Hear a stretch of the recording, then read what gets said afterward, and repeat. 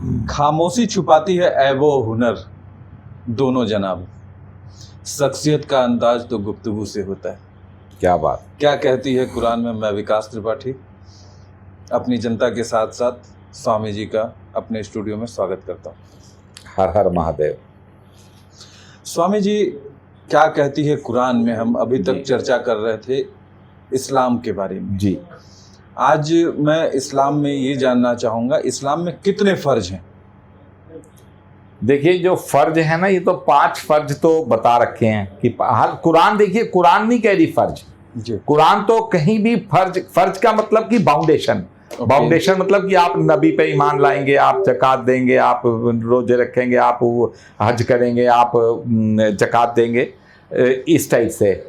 तो ये जो है ना, ये जो फर्ज है ना, ये फर्ज कहीं भी कुरान में ऐसा नहीं लिख कर आ रहा कि आप ये करोगे तभी आप मुस्लिम मानोगे।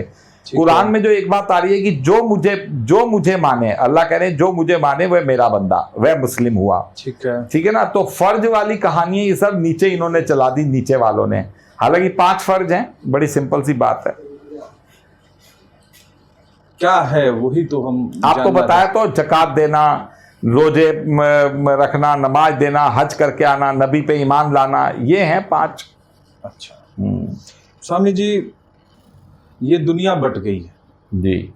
चारों तरफ जो है आपस में बंटवारे का माहौल है। शिया सुन्नी, फिर फातिमा, अली हुसैन, अमर हुसैन, कोई इनके ऊपर कोई इस्लामी या ये कुरान में ऐसा कुछ नहीं लिखा है इन लोगों के ऊपर। देखिए लिखा तो हुआ है। एक तो कुरान जो है, कुरान इनमें किसी भी गुट को, शिया को या सुन्नी को या फातिमा को, अली को, हुसैन को, कुरान एक खाली अपने रसूल को रिकॉग्नाइज कर रही है। अच्छा। कुरान एक तो इन्हें रिकॉग्नाइज ही नहीं कर रही। इनमें से किसी को, जिसको इस्लाम सिर आंखों पे बैठा के बैठा हुआ है इस्लाम, उसमें से किसी का भी जिक्र कुरान में नहीं है। ठीक है ना। दूसरा देखिए कि इसमें जो है, ये सारी बातें आ रही है हदीस से। हदीस को कुरान कंडम कर रही है। कुरान हदीस को कंडम कर रही है। कुरान हदीस के लिए जगह जगह कह रही है, सुनी सुनाई बातों का ढेर लगा देते हो, हंसी मजाक की बातें खरीद कर लाते हो। इस टाइप से करके कुरान हदीसों को रिजेक्ट कर रही है। अब हदीसों में इन सब बातों का जिक्र है। हदीसों से जब ये शिया और सुन्नी जब आपस में बंटवारा हो गया, तो उसके बाद कई फिरके बन गए।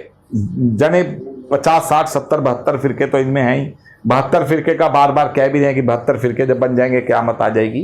तो अल्लाह जो है, अल्लाह तो इनमें से किसी भी फिरके को रिकॉग्नाइज नहीं कर रहे। फिर देखिए एक आयत आती है 17 नंबर सूरे की, आयत नंबर 111। उसमें अल्लाह कहते हैं कि उसके साम्राज्य का कोई शरीक नहीं है। कहते जाओ सब खूबियां और सब तारीफ केवल अल्लाह के नाम की है। उसके साम्राज्य का कोई शरीक नहीं है। अच्छा। किसी वली को उसको जरूरत नहीं है। तो जब अल्लाह ये बात कह रहे हैं कि किसी वली की इसको जरूरत नहीं है, किसी वली की, ठीक है, अल्लाह को जब नहीं चाहिए वली की जरूरत, तो हम भी तो किसकी रूह हैं? हम किसकी रूह हैं? अल्लाह नहीं तो आत्मा परमात्मा जो हिंदू धर्म कहता है। तो वहां अल्लाह कह रहे हैं कुरान में कि फिर मैंने एक आदम का निर्माण किया, उसमें अपनी रूह का कुछ पार्ट फूंक दिया, कुछ पार्ट अपनी रूह का। तो हम किसके आदमी हैं? हम भी तो अल्लाह के आदमी हैं। जैसे आज आप किसी को चैलेंज करो तो हर आदमी दूसरे आदमी को कहता है यार मेरे से पंगा मत लियो। नहीं, वो अपने आप को ही पूरी आर्मी समझे बैठा है। तो ये क्या है कि ये अल्लाह ने जब इंसान का निर्माण किया तो उसके अंदर ये सब चीजें भर के डाल दी। वो अहंकार बन गया शिया और सुन्नी का। आगे फिर फातिमा, अली, हुसैन, ये सारे बंटवारे होते चले गए। किसकी वजह से? अहम की वजह से। और इसमें जो मेन बात प्रॉफिट मोहम्मद साहब की एक बात अगर कह दें, तो कुरान एक जगह कहती है कि फिर ईमान वाले बंदों की खासियत यह है कि वो किसी भी आयत पे ब्लाइंड फेथ नहीं करते, पहले उसको समझते हैं, अंधे होकर गिर नहीं जाते। जबकि प्रॉफिट मोहम्मद साहब ने क्या किया कि जैसे माचिस होती है, माचिस की तीली जी, तीली का जो सिरा है, जब आप उसको रगड़े तो कितनी भी तूफान हो, कितनी भी एक बार को बारिश है, वो सिरा तो अपने आप अपनी अग्नि दे ही देता है। वो सिरा जो है जिसमें मसाला है, तो आदमी की खोपड़ी दिमाग जो है वो क्या मसाला। अच्छा। प्रॉफिट मोहम्मद साहब ने वो मसाला दिया काट। अच्छा। तो तीली का मसाला काट दिया, लकड़ी छोड़ दी, और वो लकड़ी फिर इस्लाम ने ले ली, प्रॉफिट मोहम्मद साहब ने जो लकड़ी छोड़ दी।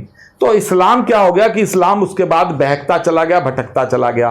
जबकि इतना खुशकिस्मत दीन है, इतना बढ़िया धर्म है कि जो अल्लाह के सबसे करीब है। इसमें पहले भी एक चर्चा में बताया गया कि अल्लाह जो है, अल्लाह के दरवाजे पे बैठा हुआ है इस्लाम। सनातन धर्म कहीं खिड़की पे है, तो क्रिश्चियनिटी कहीं रोशनदान पे है, तो कोई कहीं मतलब चौखट से दूर है। बस इस्लाम तो देखिए, जहां नबी को अल्लाह आदेश दे रहे हैं पूरी कुरान में 47 बार कि आप बस मेरे केवल मैसेज को पहुंचा दो, वहां क्या जरूरत है कि कब्रों के ऊपर लकड़ी रख दो, मेरे अल्लाह ने ये कहा, मेरे अल्लाह ने ऐसे कहा, दाढ़ी रखनी है, मेरे अल्लाह ने ये कहा, मेरे अल्लाह ने कहा मेरा नाती फातिमा हुसैन जन्नत का वारिस होगा, मेरे अल्लाह ने ये कहा, मेरे अल्लाह, वो क्या जरूरत है? आपको अल्लाह कह रहे हैं बस मेरा एक केवल मैसेज दे दो, मैं एक जगह हूं, मेरी एक बॉडी है, मैं अर्श में बैठा हुआ हूं और मैं एक अल्लाह हूं, मेरी इबादत करो। तो ये इसलिए हो गया कि प्रॉफिट मोहम्मद साहब ने इसमें गफलत कर दी। स्वामी जी, जी अक्सर मैंने सुना है इस्लाम में सिया और सुन्नी का जिक्र। जी, ये सिया सुन्नी मुसलमान में फर्क क्या है? देखिए, शिया और सुन्नी एक तो ऐसा फिरका है जो मोहम्मद साहब को इक्वल टू भगवान बनाए बैठा है, ठीक है, और वो मोहम्मद साहब की फिलॉसफी पे चल रहा है पूरा। ठीक है। मोहम्मद साहब के खिलाफ वो नहीं जाएंगे। जो ये ईरान के जो नहीं, ये लोग काली सी पगड़ी पहनकर वो आयतुल्लाह खमैनी वगैरह नहीं, और एक है जो मोहम्मद साहब पे विश्वास तो करते हैं मगर वो कुरान के ऊपर, हदीसों के ऊपर, मतलब एक ब्लाइंड फॉलोवर ऑफ मोहम्मद साहब, और एक कहते हैं कि ठीक है मोहम्मद साहब के प्रिंसिपल्स पे हम चलेंगे मगर इस्लाम की राह, अपना दीन ये भी है। तो इसमें थोड़ा सा ये फर्क है, और इससे ज्यादा डिफाइन फर्क तो बड़े बड़े मौलाना बता सकते हैं, क्योंकि कुरान में इसका जिक्र नहीं है। इस प्लेटफॉर्म से जो भी बात बताई जाएगी कुरान की अगर हुई तो उसको पूरा डिस्क्राइब कर दिया जाएगा, कुरान की नहीं है तो बेसिक। स्वामी जी, हमारे दर्शकों का एक सवाल आ रहा है जी, जैसा कि उन्होंने पिछले एपिसोड में देखा, कहीं आपने ऐसा कुछ कहा है हाँ कि अगर कुरान जी से रिलेटेड केस कोर्ट में चला जाता है, जी जी जी, तो आप ये साबित कर देंगे कि कुरान एंटी मुस्लिम्स बुक्स है? बिल्कुल, ये बात किसी और वो भी लंच से पहले आप यस साबित कर देंगे। कैसे? देखिए कितनी बड़ी बात वो व्यक्ति, मैं तो नहीं, वो व्यक्ति वो दावा कर रहा है, और वो व्यक्ति ने मुझे पढ़ाया, उस व्यक्ति को अल्लाह ने पढ़ाया। अल्लाह कहते हैं कि मैं ही तुझे कुरान पढ़ाऊंगा। अच्छा, तो उस व्यक्ति को अल्लाह ने पढ़ाया, उस व्यक्ति ने फिर यहां पढ़ाया।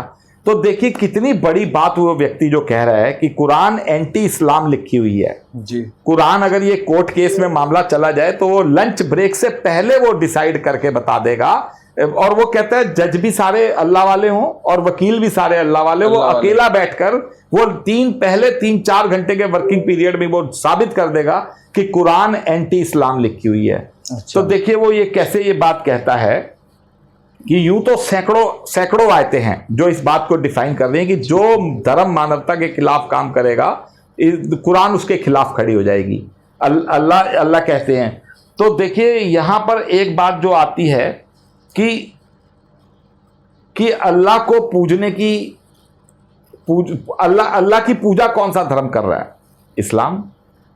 इस्लाम ही कर रहा है ना। अल्लाह को तो ना क्रिश्चियनिटी पूज रही है ना सनातन धर्म पूज रहा है। अल्लाह को कौन पूज रहा है? इस्लाम पूज रहा है। अब देखिए एक आयत आती है जिसका अगर आप जिसका टीआरपी उस आयत की मानी जाए, जो ऐसी आयतें ही कोर्ट में वो बनेगी। टीआरपी हमारे पीएनआई हाँ, जिसकी टीआरपी क्या कहती है कुरान हाँ की? टीआरपी कुरान की ये भी आएगी, ये भी न्यूक्लियर बम की तरह इसकी टीआरपी आएगी एक दिन। अभी तो ये केवल एक डाटा स्टोर किया जा रहा है कि एक व्यक्ति का मैसेज रिकॉर्ड में चला जाए। अभी इसकी कोई मार्केटिंग, हाँ इसका अभी आप लोग कुछ अभी आगे बढ़ा नहीं। अल्लाह बिस्मिल्लाह को अभी एक प्लेटफॉर्म पे बिठाया गया है ताकि लोग सुने और समझे, और तो ये बात जब एंड टाइम पे आएगा अल्लाह इसको फैला देंगे, अल्लाह जब चाहेंगे जिस रात चाहेंगे। तो देखिए एक आयत आती है कि उसमें अगर उसमें आयत है 16 नंबर चैप्टर की 84 नंबर आयत, और वह दिन भी क्या खूब होगा जब हम उम्मत में से गवाह खड़ा करेंगे और उस दिन इंकारी लोगों से आज की दी हुई तमाम इजाजतें छीन ली जाएंगी। अच्छा, छीन ली जाएंगी और उनकी तौबा भी कबूल ना की जाएगी। ठीक है। तो आप ये बताइए कि इजाजतें अल्लाह की पूजा की आज किसके पास है? ये कुरान की आयत आपको पढ़ के बताइए कि तमाम इजाजतें छीन ली जाएंगी। आज इजाजत किसके पास है? किसके पास है? इस्लाम के पास। अल्लाह की पूजा की, इबादत की, मक्का की, काबा की सारी इजाजतें किसके पास हैं? इस्लाम के पास। तो कुरान कहती है कि आज की दी हुई तमाम इजाजतें उनसे छीन ली जाएंगी। यानी इजाजतें धरती पे किसी को मिली हुई हैं, किसी को मिली हुई है ना। इसका मतलब अल्लाह कहते हैं कि वह दिन भी क्या खूब होगा जिस दिन ये सब इजाजतें छीन ली जाएंगी। तो इजाजतें, सनातन धर्म अल्लाह की पूजा कर रहा है? कर रहा है? नहीं कर रहा, नहीं कर रहा। यहूदी कर रहे हैं, क्रिश्चियनिटी कर रही है, कोई अल्लाह की पूजा कौन कर रहा है? खाली इस्लाम कर रहा है। तो अल्लाह कहते हैं अपनी आयत में 84 नंबर 16 से कि आज की दी हुई तमाम, वह दिन भी क्या खूब होगा और इनकी तौबा भी कबूल ना की जाएगी। तौबा क्यों नहीं कबूल की जाएगी? क्योंकि ये भटके हुए हैं, गलत टीचिंग कर रहे हैं, गलत टीचिंग दे रहे हैं संसार को, कुरान को सही समझ नहीं रहे। तो ऐसी आयतें एक नहीं, कम से कम 50 ऐसी ठोस आयतें हैं। एक दो तो आयतें ऐसी हैं, 3 आयतें तो ऐसी हैं एक चैप्टर में कि उन 3 आयतों का जवाब ही नहीं दे पाएगा इस्लाम। किसी विद्यालय की महानता या महिमा का निर्माण जी उसकी इमारतों से या उपकरणों से नहीं होता, बल्कि कार्यरत अध्यापकों की विद्वता और उनके चरित्र निर्माण से होता है। बिल्कुल। हम अपनी इन्हीं बातों के साथ क्या कहती है कुरान में आज की चर्चा समाप्त करना चाहेंगे और आपको अपने दर्शकों की तरफ से बहुत बहुत धन्यवाद। आप यूं ही आते रहें और क्या कहती है कुरान के बारे में हमें बताते रहें। स्वामी जी बहुत बहुत धन्यवाद। और जनता को हम यूं ही आभार प्रकट करते रहेंगे, यूं ही हमें बढ़ाते रहें, हमें प्यार देते रहें। धन्यवाद।